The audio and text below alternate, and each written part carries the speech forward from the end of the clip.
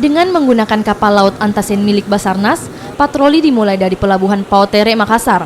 Patroli ini dilakukan untuk meningkatkan kesigapan dan koordinasi antar petugas Basarnas jika menghadapi kecelakaan di laut.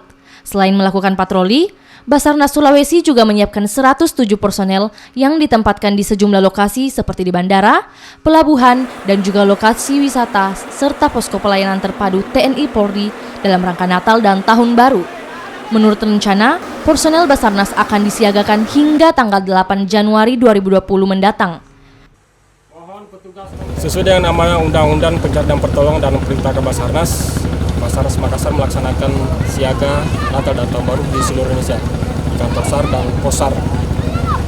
Untuk Basarnas Makassar sendiri menempatkan personil dan alut di beberapa posko yang kita siagakan, mulai pada tanggal 18 Desember sampai tanggal 8 Januari.